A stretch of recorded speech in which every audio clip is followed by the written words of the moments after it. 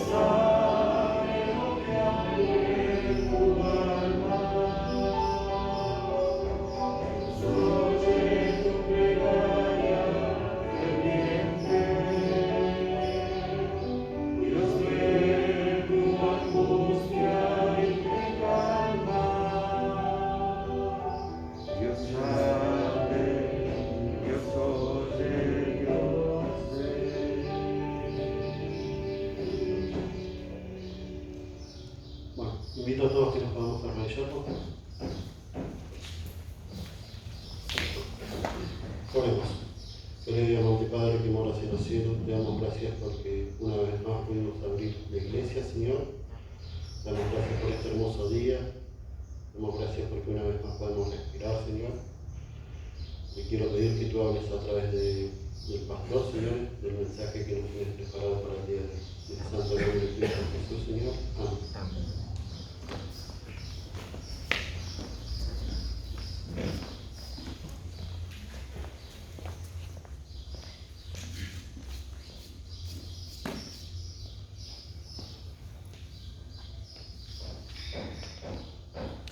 Bueno, feliz sábado, ¿cómo están? ¿Me escuchan sin esto bien? ¿Sí? ¿Rudy? ¿Me escucha bien? Isa, si ustedes quieren entrar, Alicia y Nico, si quieren entrar, si no, quédense a gusto. Bueno, voy a compartir el mismo mensaje que compartí en el primer turno, así que los que estuvieron ya...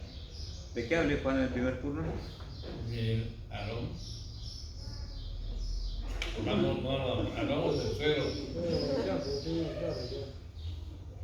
Sí, estamos hablando. ¿Eh? De Aarón, y de Moisés y el suelo. Un interesante experimento, ¿no? Para ver cómo... Seba, ¿de qué hablamos en el primer turno? No escuché porque no se escucha. No se escucha de allá atrás. Voy a hablar el micrófono entonces para que no se escuche atrás. Ahí para que escuche también Alicia y Nico, porque estuvieron tal vez en el primer turno. Bueno, ¿usted escuchó, Alicia, el primer mensaje? No, ¿ahora se escucha? Buenísimo, gracias, Seba, mirá. Iban a venir en los dos turnos y no iban a escuchar el mensaje, ¿no? Bueno, yo voy a hablar del mismo mensaje que hablé en el primer turno y después ustedes díganme si estaba bien la conversión de Juan. Muy bien, sí, es parte un poquito de lo que hablé, ¿no? Bueno, esto también va a estar siento que lo estamos grabando y después lo vamos a subir al Facebook del Facebook del distrito. Así que a los que ven después por internet, también un feliz sábado, ¿no? Bueno, gracias Seba por orar. La verdad estamos felices de reencontrarnos en la iglesia, distanciados, somos poquitos, cuando en realidad somos un montón. Hoy reabrimos aquí en Guernica, el sábado pasado en San Vicente, y Dios mediante el sábado que viene también en Gleu, ¿no? Y ya estamos trabajando para que en todas las iglesias tengamos internet, para transmitir en vivo para los hermanos que no pueden venir, porque por el protocolo personas mayores de 60 y menores de 15 no pueden participar, ¿no? Pero para que ninguno quede excluido, y también como quedan las redes sociales, queda ahí para que otras personas puedan también beneficiarse de un mensaje de la palabra de Dios. Quiero hacer una breve oración antes de comenzar a leer la Biblia. Querido Señor, te damos gracias una vez más por este hermoso sábado, por la oportunidad que nos da, Señor, de reencontrarnos aquí en la iglesia, y porque nos has cuidado todo este tiempo, Señor. Muchas cosas han pasado, pero aquí estamos, agradecidos, y Señor, hemos venido para escuchar el mensaje de tu palabra. Por eso rogamos humildemente que sea tu Espíritu Santo, Señor, el que pueda guiar nuestras mentes al leer la Biblia, al recordar las historias inspiradoras para nosotros, que tu nombre pueda ser exaltado y nuestra vida pueda ser bendecida, Señor. Bendice a cada uno de los que estamos aquí y a los que no han podido venir por algún motivo, Señor. Fortalece nuestra vida, devuélvenos la confianza, el ánimo de saber que tú estás al control. Gracias por todo, en el nombre de Jesús. Amén. Muy bien, la meditación para esta mañana está en el libro de Éxodo, el capítulo 3. Allí se registra el llamado que Dios le hace a Moisés. Éxodo capítulo 3. Y de este llamado vamos a traer lecciones también para nuestra vida, para nuestro peregrinar, si se quiere, aquí en la tierra, ¿verdad? Recordamos solamente un poquito del contexto de la vida de Moisés. Cuando Moisés nació, ¿recuerdan? Por un decreto, el faraón dijo que todos los niños menores de 2 años debían morir, ¿no? La Biblia nos dice que Moisés pasó los primeros 3 años de su vida junto a su mamá, Jocabed, que luego tuvieron que dar todo un plan para salvarle la vida, lo largaron al río en una canastita, lo encontró la hija del faraón, lo adoptó como hijo, pero los primeros 12 años los pasó junto a Jocabed, su mamá, ¿no? Pero de allí pasó a la corte, pasó al palacio, ¿cierto?, del faraón en Egipto, donde pasó los primeros 40 años de su vida, ¿no?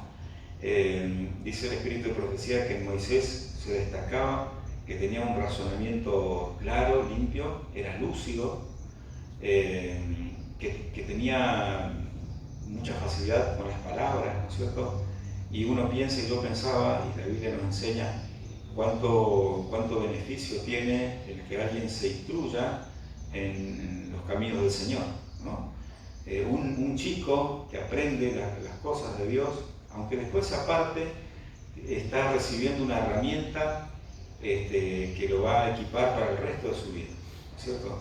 Y no importa, no hay desperdicio ni pérdida en conocer el mensaje de la Biblia, sus enseñanzas. en el mejor de los casos desarrolla y ennoblece el carácter de la persona, y en el peor de los casos le da una herramienta extraordinaria y es una semillita sembrada que en un momento puede cambiar la vida de esa persona. Y esto se da porque la palabra de Dios nunca vuelve vacía, ¿verdad? Y a veces conocemos personas que han vivido de generaciones de padres golpeadores, personas esclavos y esclavas de los vicios, o ligados a las tradiciones, y que conocen el mensaje de la Biblia y no será nunca más igual su vida. Las generaciones posteriores serán mejores. Cuando conocemos a Jesús, se corta a veces años y años de herencia de vivir de una vida vacía, ¿no? Y no hay pérdida. Y la experiencia de Moisés nos enseña eso, ¿verdad? Él recibió la primera instrucción junto a su madre Jocabed y pasó entonces los primeros 40 años en Egipto, donde se desarrolló, ¿no? Dice la Biblia también, por ejemplo, de José, de Moisés, que llegaron a ser, de Daniel, perdón, personas distinguidas y preparadas, ¿no? Y dice el Espíritu de Profecía que entre el pueblo de Dios hay muchos que, si realmente se entregaran completamente a los designios de Dios, podrían estar en los lugares más encumbrados del mundo, dice, ¿no? Y ese es el deseo también de Dios. Lo que pasa es que a veces nosotros no se lo permitimos, ¿verdad? Y que también Dios tiene planes diferentes para todos. Capítulo 3 de Génesis dice, versículo 1, apacentaba Moisés las ovejas de Jetro, su suegro, sacerdote de Madián. Llevó las ovejas a través del desierto y llegó hasta Horeb, monte de Dios, y se le apareció el ángel de Jehová en una llama de fuego en medio de una zarza. Y él miró y vio que la zarza ardía y las zarzas no se consumían. Entonces Moisés dijo, iré ahora y veré esta grande visión. ¿Por qué causa la zarza no se quema? Viendo Jehová que él iba a ver, lo llamó Dios de en medio de la zarza y le dijo, Moisés, Moisés. Y él respondió, heme aquí. Y dijo, no te acerques, quita tu calzado de tus pies, porque el lugar en que tú estás, tierra santa es. Y dijo yo soy el Dios de tu padre, Dios de Abraham, Dios de Isaac y Dios de Jacob. Entonces Moisés cubrió su rostro porque tuvo miedo de mirar a Dios. Aquí hacemos la primera... Éxodo. ¿Qué dije yo? Era para ver si estaban atentos. Estoy buscando Génesis. Estuvo buscando Génesis, bueno, dijeron la Biblia está mal. Eso me suele pasar. Bueno, Éxodo capítulo 3. Gracias, Rudy. Ahí está, ya leí del 1 al 6, fue lo que leí, ¿no? La primera parte de este llamado, la primera lección que nosotros podemos aprender de la vida de Moisés es la reverencia a la santidad, ¿no? La santidad de Dios y la reverencia que nosotros debemos manifestar, o por lo menos que fue lo que hizo Moisés, porque Dios se lo indicó, ¿no? Le dijo, ese lugar donde estás, Moisés, es tierra santa. No había nada extraordinario allí, no había un santuario allí, no había un templo, no había un altar, era desierto y un árbol, una zarza. Pero Dios estaba allí y convertía ese lugar en santo, ¿no? Con el transcurso del tiempo, la religión cristiana nos indujo a pensar y a creer que los objetos son santos, ¿no? Y hoy mucha gente se va a Jerusalén y trae agua, ¿no? Y ya dicen, esta es el agua bendita. Los amuletos, como si fuera que Dios puede ser contenido en una pequeña pieza de algo. El concepto de santidad en la Biblia es el concepto de la presencia de Dios, ¿no? Entonces, en este primer punto en el cual paramos, nosotros vemos que la santidad la determina la presencia de Dios y no cualquier otra cosa. O sea, este lugar se vuelve santo cuando Dios está aquí. Tu casa se vuelve un lugar santo, tu vida, tu familia, todo aquello en lo cual, y en el momento en que Dios está, se convierte en un lugar santo, ¿no? Nadie jamás se hubiera atrevido a decir, ese lugarcito en el desierto, allá en Horeb, un lugar de árido, con una plantita que ardía, ese es un lugar santo. ningún ser humano se hubiera atrevido, pero Dios dijo, ese es un lugar santo, ¿verdad? Era porque Dios estaba, y esta es la primera lección que nosotros debemos aprender. Pero más que eso es la actitud de Moisés, ¿no? Ante la santidad de Dios. Y la actitud tiene que ver con la reverencia y con el respeto, ¿no es cierto? Nosotros a veces, por querer acercar a Dios, y está bien que así sea, porque Dios se acercó a nosotros, por querer presentar a un Dios cercano, nos olvidamos de la santidad de Dios y nos olvidamos la reverencia que debemos tener cuando nos presentamos ante Él. Aquí hay citas del Espíritu de Profecía que me parece interesante compartirlo. Tierra Santa, la santidad es un tema bíblico, ¿no? Cualquier cosa que se dedica a Dios en ese momento o a su servicio también se convierte en santo, en apartado para Dios. Nosotros debemos ser santos y apartados para Dios. Moisés se había acostumbrado a las cosas comunes, todo era común en su alrededor, tan común como su trabajo de ser pastor. Y sin embargo, en ese punto, Dios se le aparece. Hay una cita acá que quería marcar. Dice, la verdadera reverencia se manifiesta por medio de la obediencia, de igual forma que se ha definido el culto como la manifestación de la reverencia de la presencia de Dios. La humildad y la reverencia deben caracterizar el comportamiento de todos los que se allegan a la presencia de Dios. En el nombre de Jesús podemos acercarnos a Él con confianza, pero no debemos hacerlo con la osadía de la presunción, como si el Señor estuviera al mismo nivel que nosotros. Algunos se dirigen al Dios grande, todopoderoso y santo, que habita en la luz inaccesible, como si se dirigieran a un igual o a un inferior. Hay quienes se comportan en la casa de Dios como no se atreverían a hacerlo en la sala de audiencia de un monarca, de un soberano. La experiencia del patriarca Jacob también nos enseña esto. Cuando Jacob huye de su hermano Esaú y duerme allí en el desierto y agarra una piedra y duerme y sueña, y en ese sueño ve una escalera que unía el cielo con la tierra, se despierta aterrado y dice, qué terrible es este lugar, no es otra cosa que puerta del cielo y casa de Dios, ¿no? La noción de la reverencia y el respeto ante las cosas de Dios es una condición ineludible, necesaria, y no porque Dios quiera menospreciarnos ni limitarnos, pero es una condición necesaria para que Dios pueda bendecirnos y exaltarnos, ¿verdad? Y es muy interesante el sentido, lo que dice aquí el Espíritu de Profecía, la verdadera reverencia no se manifiesta por medio, o se manifiesta, perdón, por medio de la obediencia, ¿no? La presencia de Dios es la que le da sentido y razón de ser a nuestra religión, y si Dios no está en ese lugar, no hay verdadera religión. Aquí Moisés nos enseña que la reverencia es parte indispensable para que Dios pueda bendecir la vida de una persona, ¿no? El presentarnos ante Dios con humildad. El apóstol Pablo dice que tenemos que humillarnos bajo la poderosa mano de Dios para que Él nos exalte a su tiempo.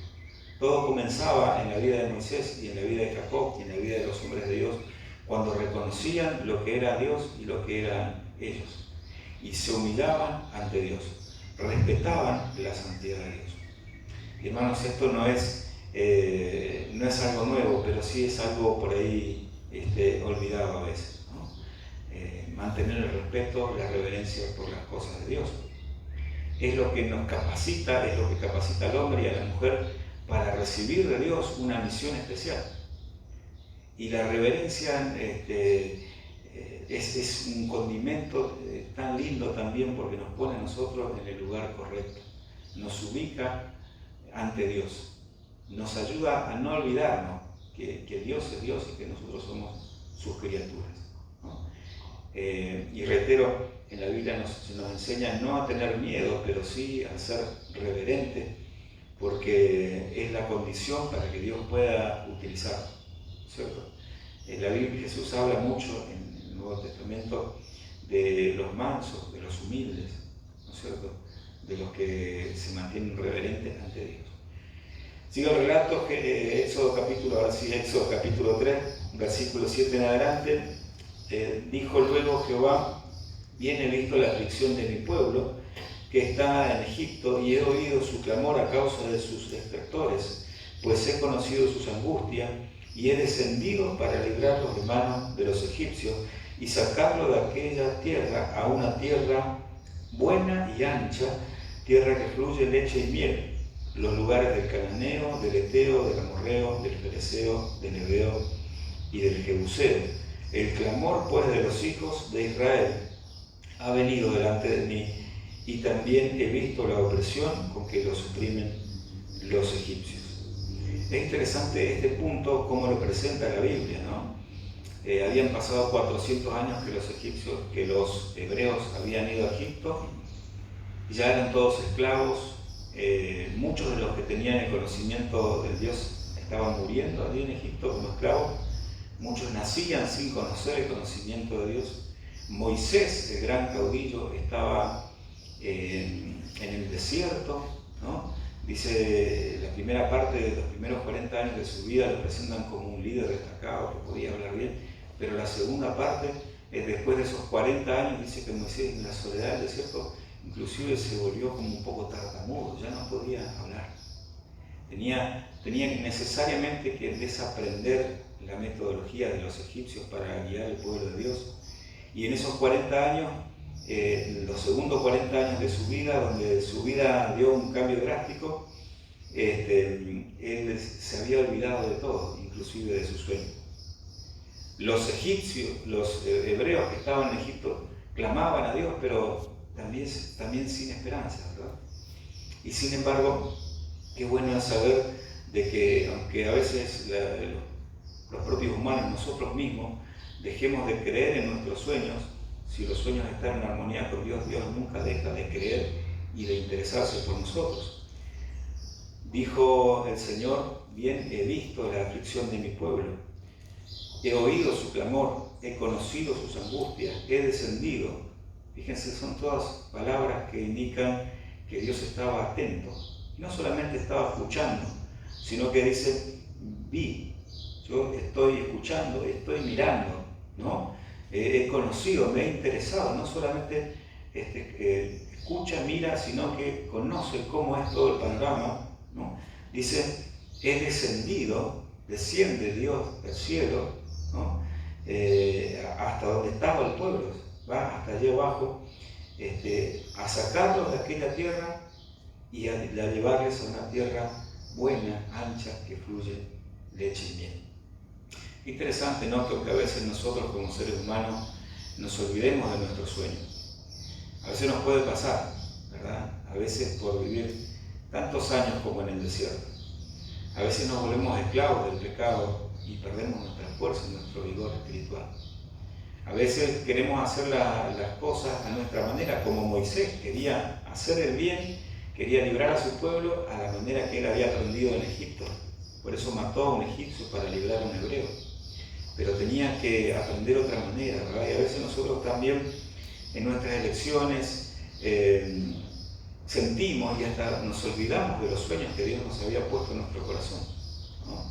Pero qué bueno es saber de que Dios no se olvida, que Dios tiene planes maravillosos para cada uno de nosotros. En los primeros 40 años lo vemos a Moisés altivo, distinguido, instruido. En los segundos 40 años, ya cuando tenía 80 años, en el desierto, solo, ¿no? Nunca dejó de comunicarse con Dios, pero su realidad había cambiado, ¿verdad? Y de repente Dios se le aparece para cambiar los últimos 40 años de su vida aquí en la tierra.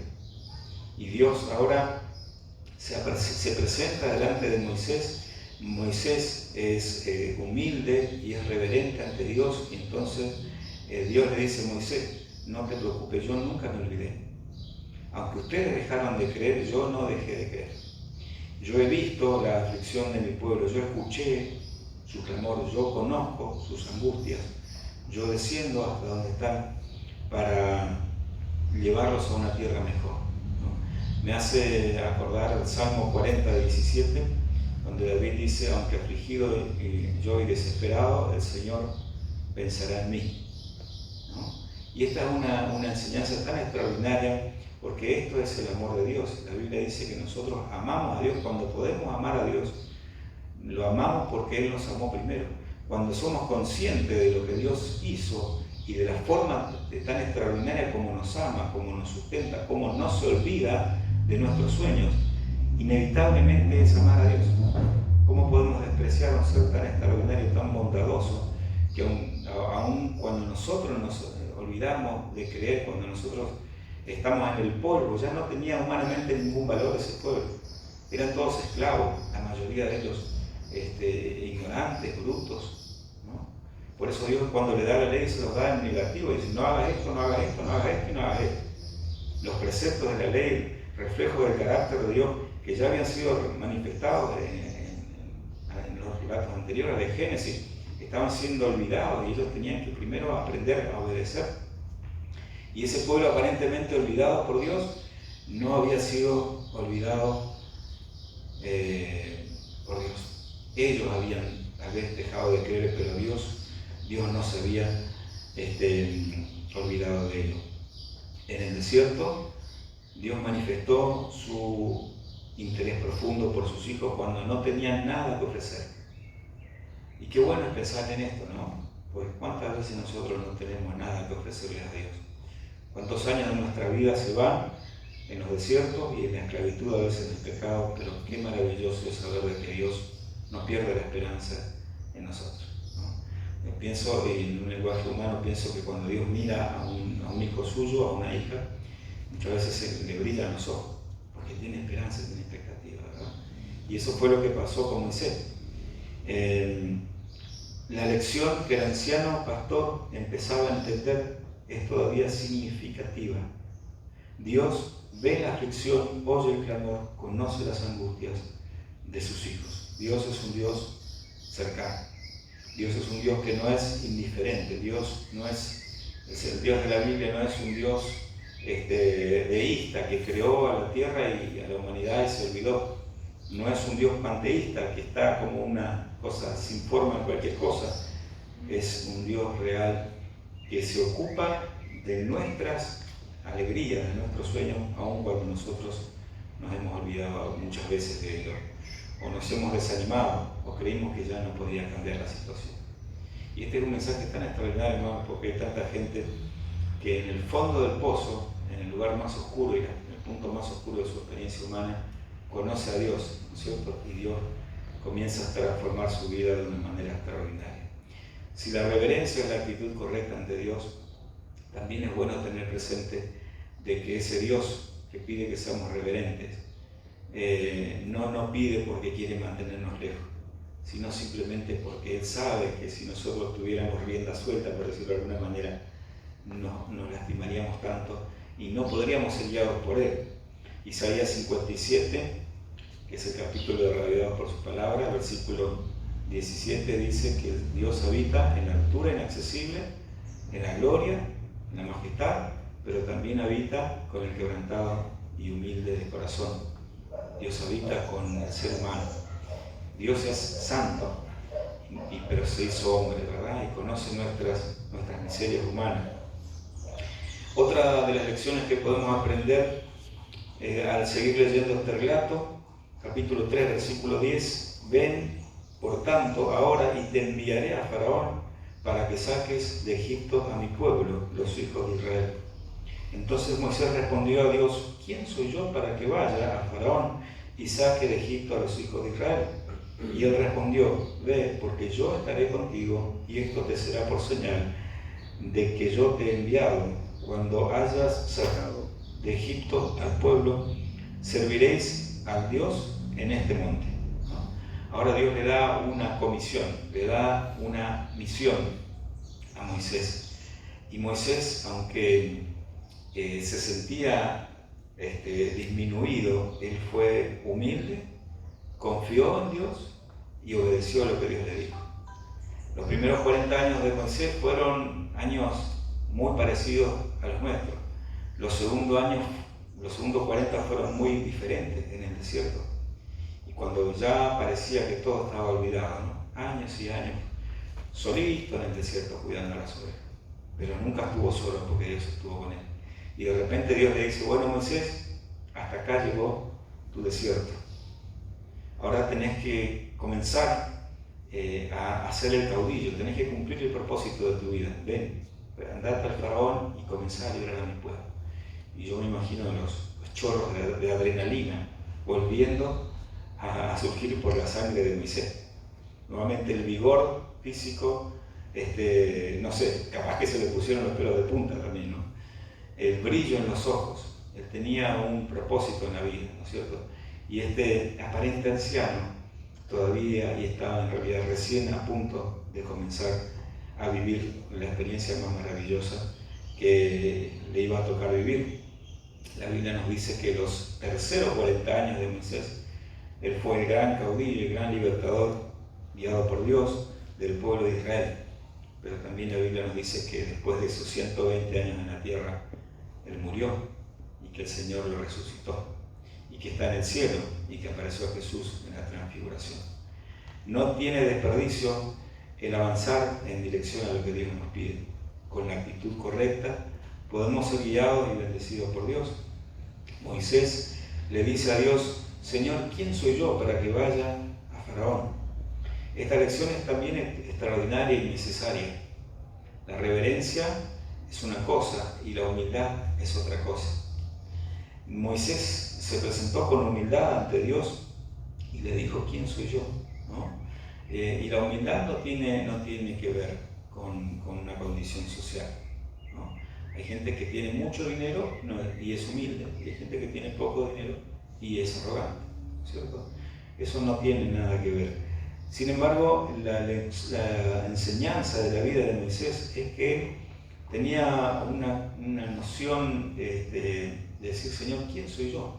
Y cuando eso pasa, cuando nosotros nos presentamos así humildemente ante Dios, Él puede exaltarnos, Él puede usarnos y bendecirnos, porque lo que importa no es tanto quién es uno, sino quién es Dios, quién es el que va con uno. Dios no se tomó el trabajo de explicarle a Moisés, no, mirá Moisés, vos pasaste 40 años en Egipto, vos ya sos un estratega, vos sabés lo que tenés que hacer, ¿no? No le dijo eso, ni siquiera le respondió a lo que Moisés le dijo, ¿quién soy yo? Moisés le dijo, Dios le dijo, ve porque yo estaré contigo. ¿Quién soy yo, Señor, para ir a Faraón y saque a Egipto de los hijos de Israel? Y Dios le respondió, ve porque yo estaré contigo.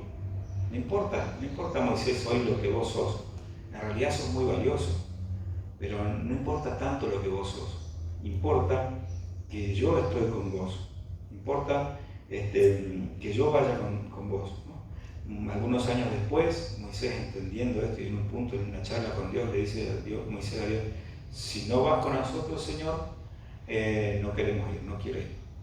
Él había aprendido y en esos 40 años, estos segundos 40 años de su vida, él tenía que desaprender la forma de conducir al pueblo según lo que había aprendido en Egipto.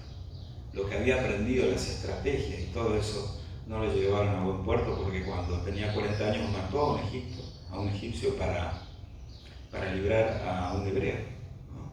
Moisés aprendió por carne propia que no es con fuerza ni con espada, que las luchas espirituales las vence el Señor y que nos permite ser parte de sus victorias cuando nosotros le permitimos que Él vaya con nosotros, ¿verdad?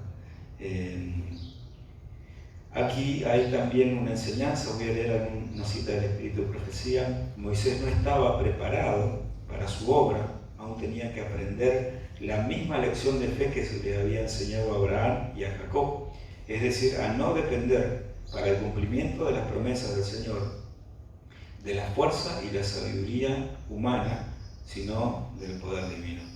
¿Y cuánto nos cuesta esto, hermano? Porque nosotros queremos controlarlo todo, ¿no? Creemos que somos muy inteligentes y siempre lo digo en primera persona, ¿no? O que tenemos habilidades, o que tenemos, no sé, contacto o recursos, o que siempre podemos manejar la situación, ¿verdad? Y cuán lamentable es esto, porque privamos a Dios de mostrar su poder en nuestra vida y en nuestras situaciones.